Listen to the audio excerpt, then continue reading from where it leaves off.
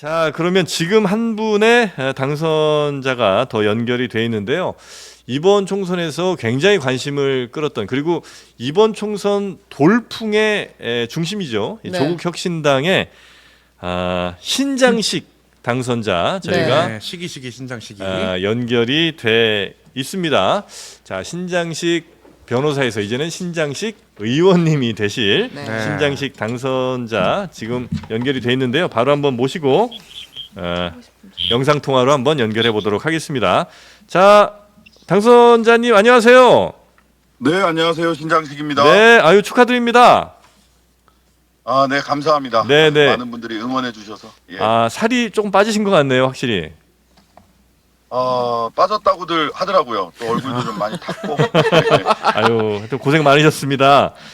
네. 자, 이번 저 총선에서는 제가 잠깐 말씀드린 것처럼 정말 가장 누구에게 물어봐도 가장 주인공 역시 뭐 조국혁신당이다. 이번 총선에 가장 큰 변수 조국혁신당이다는 얘기를 많이 하시는데 이번 조국혁신당이 그렇게 돌풍을 일으킬 수 있었던 이유는 당 자체적으로는 어떻게 분석하고 계십니까? 무엇보다도 이번 선거는 그 국민들께서 그 윤석열 정권의 무도하고 무능한 지난 2년은 지난 2년 참 지긋지긋했고 3년은 너무 길다라고 하는 마음, 분노가 표출됐던 선거고, 네. 적어도 경고를 굉장히 강하게 내리지 않으면 안 되겠다라고 하는 판단이 가장 강하게 작동했던 선거라고 보고요. 네. 여기에 대해서 조국혁신당이 네. 하기 전에 망치선을 자임하면서 빠르고 선명하게 움직였던 점을 국민들이 많이 평가를 해주신 것으로 이렇게 생각을 하고 있습니다. 네. 그 윤석열 정부에 대한 비판은 사실 뭐 민주당도 분명히 좀 하긴 했었고요. 그리고 네네. 개혁신당도 뭐 분명히 선은 그었던 것 같긴 한데 그 중에서도 조국혁신당만큼 국민들의 지지를 좀 받은 경우가 좀 많지 않은 것 같아서 그거는 혹시 뭐 조국 대표라는 어떤 상징성 때문도 꽤 많이 작용을 좀 했는지 그것도 한번 좀 여쭤보고 싶습니다. 우선 뭐 민주당 같은 경우도 사실 굉장히 큰 지지를 받은 거죠. 네네네. 야당으로서 그 지난번 의석수에 비해서 이거 비교를 하시는데, 근데 사실은 지난번에는 그 여당 입장에서 선거를 했던 거고 야당 입장에서 선거를 하면서 이 정도 의석수가 나온다는 것 역시 국민들이 윤석열 정권에 대한 심판의 의지가 있었기 때문에 가능했던 거라고 생각을 하고요. 네. 개혁신당 같은 경우도 굉장히 윤석열 정권을 강하게 비판을 했지만 음흠. 한편은 뭐 양당 기득권 심판이라고 하는 이야기를 동시에 했잖아요. 근데 네. 물론 그것도 의미 있는 얘기지만 네. 아무래도 이번 선거에서는 압도적으로 윤석열 정권에 대한 심판을 해야 된다라는 그 국민들의 뜻이 있었던 것 같고요. 그리고 한 가지 더 말씀을 드리자면 조국 대표를 상징으로 해서 사실 뭐 박은정 검사나 차규근 전 외국인 정책본부장이나 이런 분들이 윤석열 정권의 검찰 수사권 기소권을 마구 휘두르면서 정말 많은 피해를 입기도 했습니다. 그러다 보니까 국민들이 이런 질문을 던진 것 같아요. 정말 공정이란 무엇이냐? 진짜 정의라는 게 무엇이고 진짜 법치주의라는 것이 무엇이냐에 네. 대한 질문을 조국과 조국혁신당을 통해서 해주신 게 아닌가, 이런 생각을 네. 합니다. 여기에 지금 이상민 크리에이터도 함께 좀 나와 있는데요. 이상민 크리에이터 안녕하세요. 꼭 여쭙고 싶은 게 있다고 합니다. 예, 안녕하십니까? 네, 당선인님. 네, 안녕하세요. 무엇보다 신당선인 하면은 역시 하이킥 아니겠습니까? 아유, 그럼요. 네. 뉴스 하이킥이요? 네. 그렇습니다. 신당선인께서 이번 국회에서 1호 법안 어떤 걸로 좀 여당 측에 하이킥 날리실 계획이십니까? 물론 그 조국혁신당의 1호 법안은 한동훈 특검법입니다. 한동훈 특검법이고요. 그 다음에 또 하나 저희들이 준비하고 있는 것은 사회권 선진국, 즉 스웨덴 같은 복지국가, 복지 선진국가를 만들자라고 하는 취지에서 제가 발표를 하기도 했는데요. 40대, 50대 이중 돌봄 세대, 부모님도 모셔야 되고 자식들도 양육해야 되는 이런 분들을 위한 정책들 준비하고 있고요.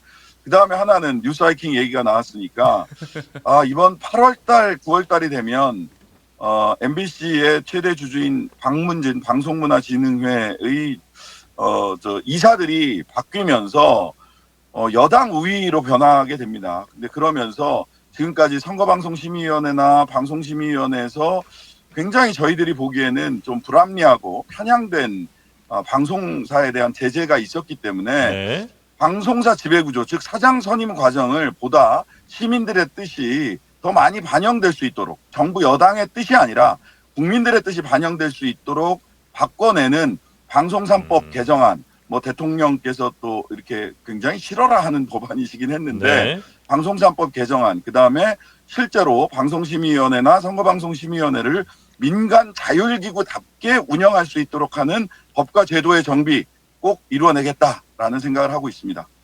네.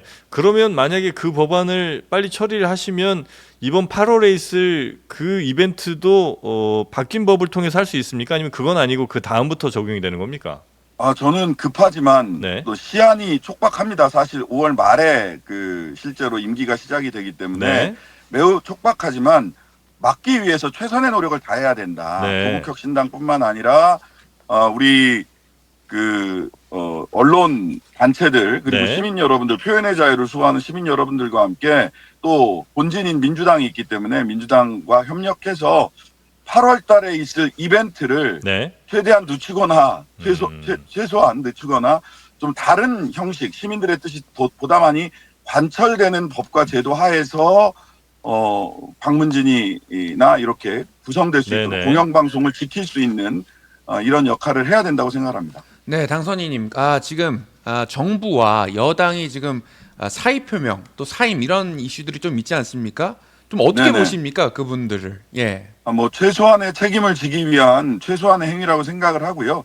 다만 이것이 우리 국민들이 보시기에 단순히 현재 닥친 위기를 모면하기 위한 하나의 위장술 내지는 쇼가 아니라 진정으로 국정기조를 변화시키는 계기가 될 건지는 조금 더 지켜봐야 될 건데요. 당장 최상병 사건 특검이 4월달 이번 21대 국회 안에 처리가 돼야 합니다. 본회의에 네. 이미 네. 안건이 올라가 있기 때문에 또 이랬을 때 대통령은 또 거부권을 행사할 것인지 이런 부분들이 오늘의 그런 사의에 또 사과에 네. 진정성을 가늠하는 하나의 가늠자가 될 거라고 생각을 네. 합니다. 그 말씀 주셨으니까 요거까지만 좀 여쭤보고 싶은데요. 이제 많은 유권자분들께서 그런 지난 국회에서 다 거부권이 행사됐던 법안들을 빨리 다시 통과시키라는 여론도 분명히 높은 게 사실이기도 하고요. 또 어떤 네네, 분들은 그렇습니다. 그런 특검 정국이 계속 이어지다 보면 민생은 좀 등한시되는 거 아닌가 하는 우려를 하시는 분들도 계시더라고요. 그래서 네네. 그 두 개를 뭐 같이 가시거나 아마 이렇게 노력을 좀 하셔야 될 것 같은데 혹시 당연합니다. 네네 그 같이 이렇게 다 가기도 괜찮을까요? 아니면 좀 특검 정국 같은 거에 좀 많이 뒤로 밀리진 않을까 하는 걱정 이건 어떻게 생각하십니까? 저는 이거는 뭐 투트랙으로 네. 그 소위 국민들이 이번 총선을 대파 총선이라고도 얘기를 하잖아요. 네. 그 이야기는 뭐냐면 세상을 이분법적으로 지금 대통령과 주변에 계신 분들이 보시는 것 같아요. 즉 정의로운 검사 대 불의한 범법자들. 네. 근데 대파 가격이나 사과 가격은 정의로운 검사가 아무리 압수수색해도 잡을 수가 없습니다. 민생을 챙기라고 하는 분명한 메시지도 저는 우리 국민들이 주셨다고 생각을 하고요. 네. 저희들이 조국을 혁신하자 이렇게 얘기를 하는데 혁신된 조국의 모습이 뭐냐? 제7공화국 사회권이 보장되는 사회권 선진국입니다. 네. 민생 챙기라는 얘기고요. 네. 복지 제대로 하라는 이런 말씀으로 저희들은 새겨 듣고 있고요. 네. 투트랙으로 간다. 이런 말씀 드리겠습니다. 네. 끝으로 저 누구 덕에 내가 진짜 금배지 단 것 같다. 이런 느낌이 드는 한 분을 만약 생각하신다면 누굽니까? 국민들 에이. 너무 고픈가요? 네, 너무 오래된 아니 레토릭입니다. 정말로 그렇고 네, 네, 네. 그다음에 제가 지금 네. 마석에 왔습니다. 가구 단지 있는데요? 예, 마석의 모란공원이라고 노회찬 대표님 네, 계신 곳이에요. 노회찬 대표님부터 시작해서 소위 진보 개혁 정치를 하기 위해서 노력하다 돌아가신 분들 마석에 많이 계신데 네. 와서 참배를 하고 혼자 이제 조용히 왔습니다. 참배를 하고 네. 지금 차 안에서 인터뷰를 하고 있는데요. 네. 노 대표님 많이 그립습니다. 알겠습니다. 제가 중간에 조금 너무 나댄 게 아닌가 반성을 아유, 좀 하게 아닙니다, 됩니다. 아닙니다. 예, 아닙니다, 갑자기 아닙니다. 가구단지가 생각이 나서 가구단지 너무 나온 거예요. 예, 너무 죄송합니다. 네. 네. 아유, 자, 아닙니다. 다시 한번 당선되신 거 축하드리고요. 역시 뭐 다른 당선자분들께도 똑같이 욕을 드렸습니다만 하여튼 국민을 위한 정치 힘차게 좀 나아가 주시기를 다시 한번 바라도록 하겠습니다. 자, 오늘 연결해 네, 주셔서 최선을 다하겠습니다. 네, 다시 한번 감사 말씀드립니다. 고맙습니다. 감사합니다. 네, 조국혁신당의 신장식 비례 당선자와 함께 이야기 나눠봤습니다. 역시 이번 총선에서는 가장 주목을 받은 게 그 비례 정당들 그 가운데도 네. 이제 조국혁신당이라고 뭐 그건 누구도 부인하기 좀 어려운 상황인 네. 것 같은데 네. 조국혁신당의 이 돌풍 뒤에 있을 뭐 후폭풍 이런 변화들 이것들은 어떻게 우리가 지금 예상을 할 수 있고 또 어느 정도 크기로 올 것인가를 분석을 좀 할 수 있을까요? 혹시 뭐 두 분 뭐 기자분들 가운데 좀 말씀해 주실 수 저희가 있다면. 분석을 해도 되는 건지는 모르겠는데 네. 근데 이제 그런 생각은 들죠. 이 조국혁신당에 있는 분들이 집권했던 경험이 있는 분들이라서 이게 이제 지금은 되게 강경하게 뭐 반윤 투쟁, 뭐 대여 투쟁을 하겠다 이제 얘기를 하고 분명히 심판 프레임으로 당선이 된 것은 맞지만 네. 그걸 계속 끌고 갔을 때 오는 부담을 똑같이 또 알고 있을 거라서 아마 그거는 좀 속도 조절이라든지 수위 조절을 하지 않을까 싶은 네. 생각이 드는데요. 그건 또 두고 봐야겠죠. 네. 전략은. 근데 또 지지하신 분들 입장에서는 네. 우리 어떤 내 투표의 효능감이라든지 뭐 네. 내가 그래도 투표한 보람이 있다 이걸 느끼려면 빨리빨리 또 그들이 약속했던 걸 지켜나가는 걸 보는 게 더 기쁘실 수도 있을 것 같기도 해서 네. 저는 과연 더 매운맛으로 갈 것 같아요. 더 매운맛으로 왜냐하면 갈 이제 것 같다. 조국혁신당이 출범 때부터 그랬잖아요. 그러니까 네. 민주당이 중도층을 의식해서 하지 못하는 것들 우리가 시원하게 하겠다라고 네. 선언을 했고 어제 조국 대표가 바로 얘기를 했잖아요. 약속한 거 지키겠다라고 네. 말을 했기 때문에 뭐 예고했던 뭐 한동훈 특검법 뭐 플러스 뭐 예를 들면 3년은 너무 길다라는 메시지 냈었는데 네. 관련된 어떤 그런 법안이라든지 네. 정치 행보로 보여줄 거라고 예측을 해봅니다. 자, 그리고 아까도 뭐 얘기가 잠깐 나왔습니다만 지금 이 총선 패배 책임을 지고 대통령실의 발표 뭐 이런 것들이 좀 있는 거죠, 현재. 그래서 대통령실 뭐 내각의 몇몇 분들이 아마 사실상 이렇게 보면은 네. 뭐 총사퇴라고 봐도 될 것 같은데 내각 내각 총사퇴요. 총사퇴. 네. 내각이라기보다는 일단 네. 대통령실 대통령실 총사퇴. 총사퇴. 네. 네. 그러니까 한덕수 국무총리가 이제 사의를 표명했다라는 뉴스가 좀 전에 떴고 네. 그리고 이제 이관섭 대통령실 비서실장을 비롯한 그 실장들이 안보실장을 안보실장이- 제외한 어. 네, 비서실장과 정책실장 두 실장이 사의를 사의를 표명을 했고요. 네. 네. 수석 비서관 전원도 사의를 표명했다고 합니다. 대통령의 메시지는 국민의 뜻을 겸허히 받들어 네. 국정을 쇄신하겠다. 경제 민생 안전에 최선을 다하겠다. 이런 메시지가 있었고요. 그리고 22대 국회 파트너들과 더 네. 협력하겠다 이런 메시지도 있었는데 관련해서 야당과 더 만나서 대화하겠다는 거냐라고 물으니까 그렇게 해석해도 좋다. 야당과 만나 대화하겠다는 거냐는 질문에 예. 그렇게 해석해도 좋다. 예. 그럼 지금까지는 사실 뭐 민주당 당 대표와의 만남이 계속해서 이제 성사되지 않았었는데 그럼 그것도 이제 기대해 볼 수 있는 상황이 됐다고 볼 수 있겠군요. 네, 그럴 것 같습니다. 네.